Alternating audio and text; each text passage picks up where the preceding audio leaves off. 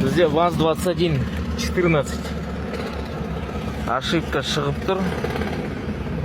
Валюметрдан, абсорбердан оборот ұстамайды дейді. Өшіп қалады. Холостой ход жоқ. От алдырдым. Тахометр енді дұрыс көрсетпейді.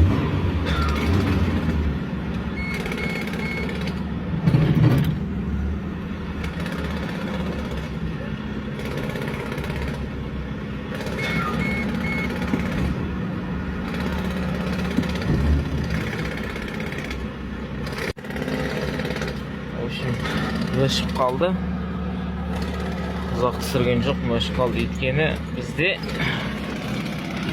валюметр кірге толып қалған. Валюметрді аштық, міне. Валюметр май болып қалған. И мынаның бәрі, воздушный фильтрдің бәрі бітеліп қалған. Ал бізде валюметр воздухты санай алмайды. Низкий уровень сигнала десе, значит, сол кіріп жатқан воздухты, ауаны есептей алмай жатыр, көрмейді дұрыстап. Содан кейін осындай ошибка шығарады.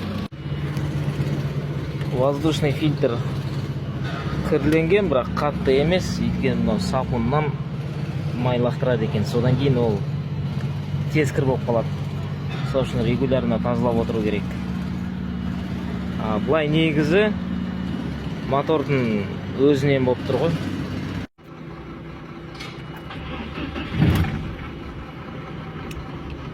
Сонда да бізде сол ошибка шығарып тұр. Қазір питаниясын тексереміз.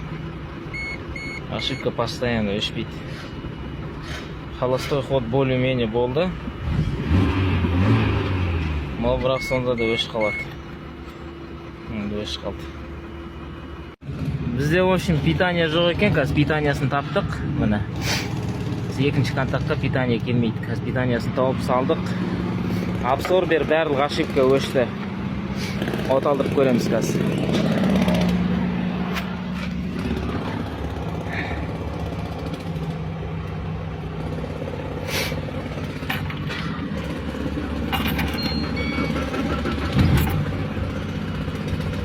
Мотор уже басқаша жұмыс істеп жатыр.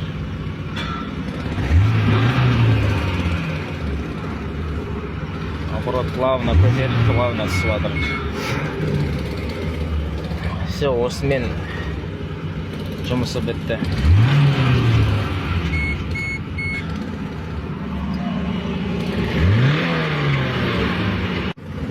Екі ошибка қалды бізде. Ол енді хозяинға керегі жоқ бұл ошибка. Естіп қалған жүрген осылай. Онша қатты ештеңе влиять етпейді. Так, жаңағы ошибка штекерін алып тастапты. Электриктар. Так, орнына қайтып салсақ болады. Штекерді алып тастағаннан кейін более-менее жүрді деп айтады. Штекерін салып, так көрсем. Мынаны салайын десем салынбай, өйткені коллекторға тиіп ери бастапты. Менде бір жағдай болған, осыдан штекерін алып тастап, өзім сөйтіп коллекторға тиіп, еріп, касса жанып кеткен. Бер жағын тағып қойдым, ар жағын тағып жатырмыз, қазір ошибкасын көреміз.